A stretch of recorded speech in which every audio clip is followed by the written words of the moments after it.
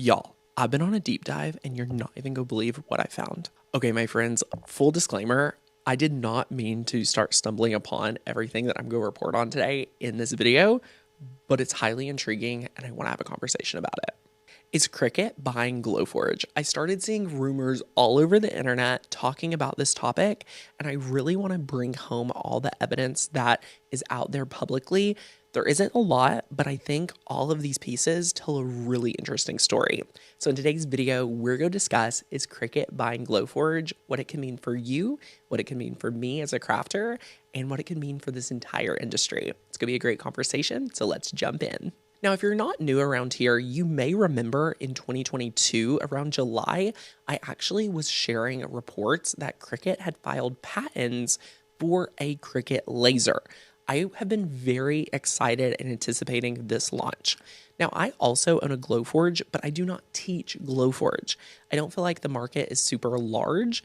I feel like they have amazing technology and their software is pretty decent, but I don't teach on it. So when Cricut started the conversation and putting public, statements out that they have invented and have been working on a laser, it really piqued my interest. So if you did not see the laser mock-ups and things that they submitted for a patent, I'm going to put that right here and I'll link to it down below so that you can read about this patent as well, because it plays a very integral part in this story. Now, fast forward to last December, where Glowforge had a pretty bad round of funding. That means that Glowforge was doing a pretty deep series of funding, and it didn't work out well for Glowforge. Due to the market, due to possibly their growth, just the market in general with interest rates being so high, I think investors are pulling back, and they had a really bad round of funding.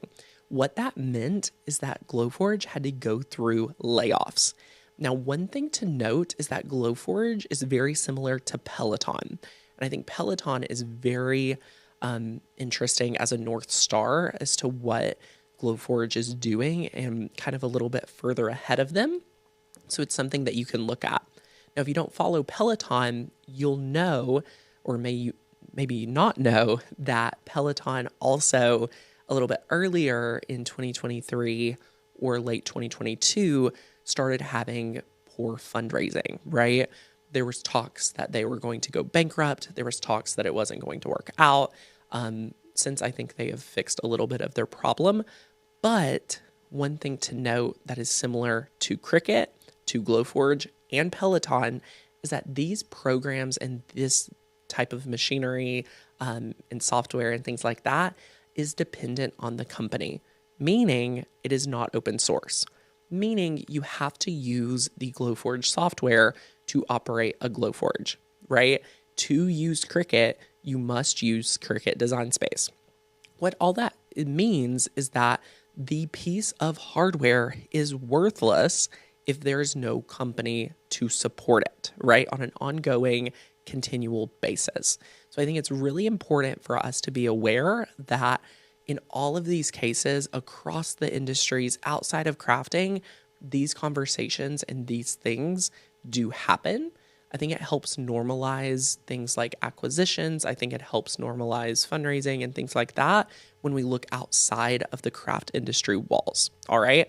So Glowforge had to go through a pretty big layoff, and it spoke a lot of like industry turmoil and conversation, because we never love to see layoffs anywhere. As I was doing my research, I was on this community thread on Glowforge talking about the layoffs, and something was really interesting brought to life. On one of the comments, they were talking about how they really, from all of the research and all of the reading, and I'm not going to bore you with the details, they were talking about how it looked like Glowforge was on a track to become a publicly traded company with an IPO very similar to how Cricut did back in, I believe, 2021. Okay. What happened was in December, that transaction kind of ceased. For whatever reason, someone somewhere backed out. For some reason, they pulled out, backed out, requiring Glowforge, it looks like, to have needed additional funding, right? Because it had seemed like they were using a partner to kind of have a shell corporation to help get them public from the readings of this post. But for whatever reason, in December, that went south and they were in need of more funding, as Glowforge is a pretty small company. When you look at their headcount, very similar to Cricut, I think we would all be surprised when we look at Glowforge's headcount and even Cricut's headcount, even though Cricut is so international and they're putting a lot of time and energy and effort to get and grow into other countries, their headcount is still fairly small for the size of company we think they are, which is very important to note. So that's where we are. Glowforge had to do layoffs in December. Glowforge did not do really well with their fundraising, possibly because they didn't have time to really kind of like prepare for the funding, as they seem to have had a different route and kind of approach. And for some reason that ended up going south. So as I was diving into this, I really wanted to revisit the Cricut machine and where they were at with their laser. So I have an insider source who kind of shed light on Cricut's investment into the laser realm was to the tune of over $10 million in development of this machine.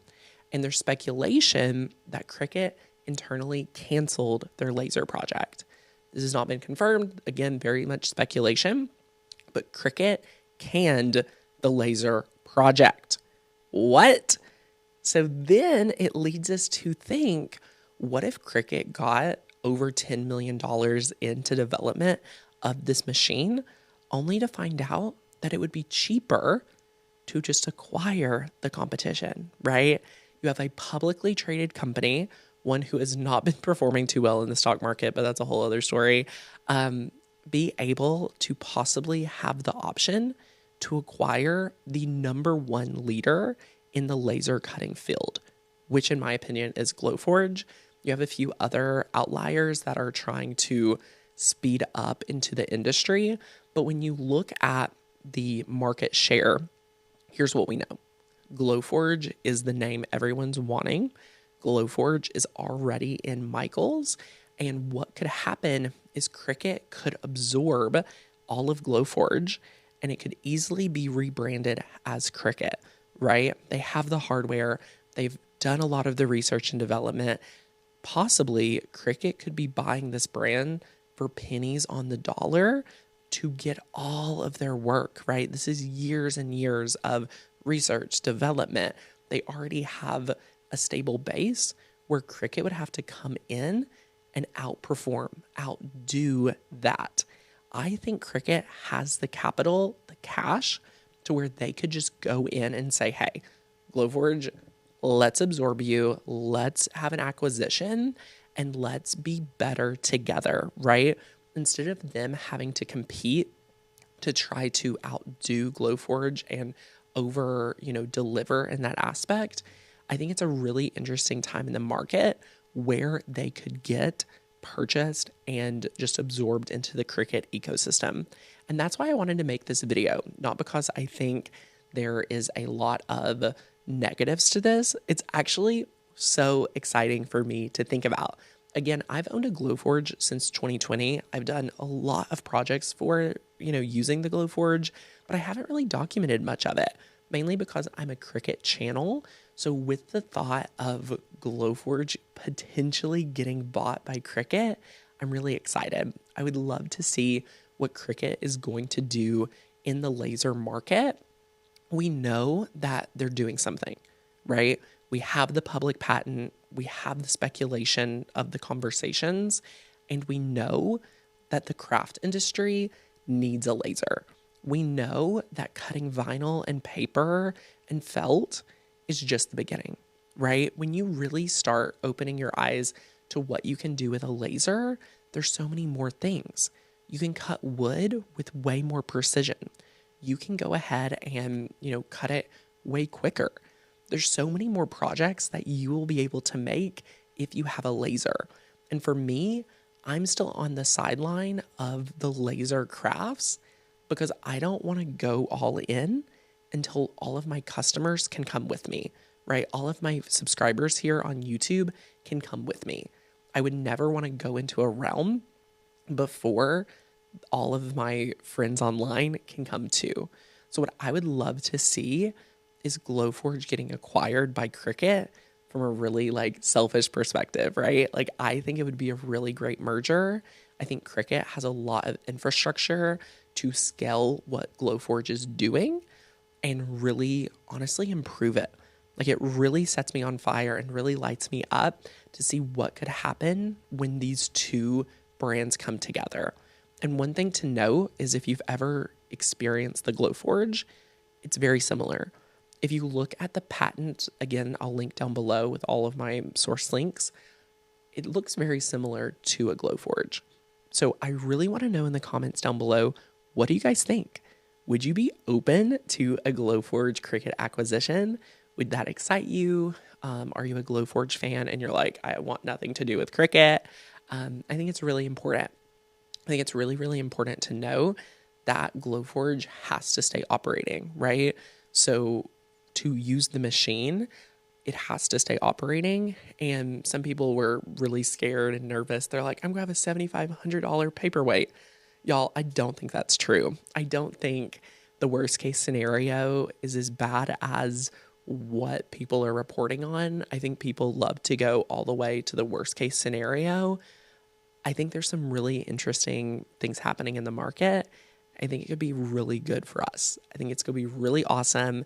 And I know Cricut wants to stay the leading edge, the cutting edge of the craft industry. I know that. I know they're passionate for it. I know they're ready for it.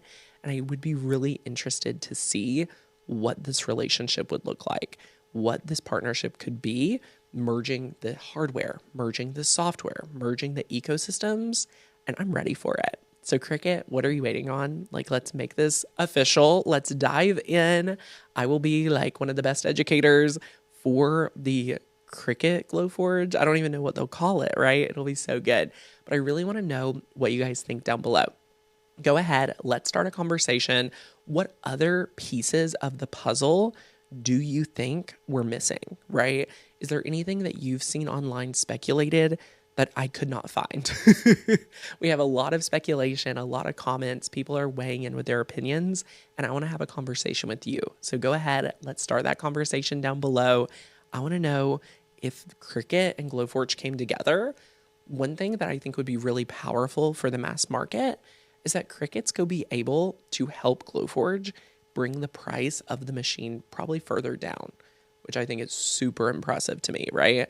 You know, you have that new Glowforge machine that kind of competes with the Cricut machine. And then you have the regular Glowforge at like $7,000 or $8,000, maybe more. I feel like through COVID, their prices just kept going up and up.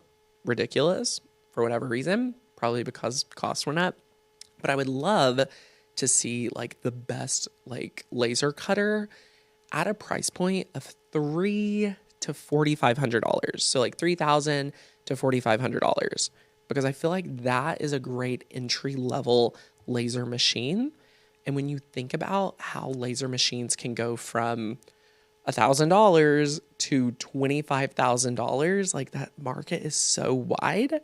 And I think if we're just getting our toes wet, like a $3,000 to $4,000 laser would be really interesting to me. I think it would be really well received in the market. I think it'd be really fascinating, and I'm excited to see what is next in the craft industry, but I don't want to see it without getting your input. So go ahead, head down in the comments, and let's start a conversation. If you're new around here, go ahead and hit that subscribe button to Maker's Gonna Learn, where we are on the cutting edge of all Cricut and crafting news, new trainings, new tutorials coming at you on our YouTube channel every single week.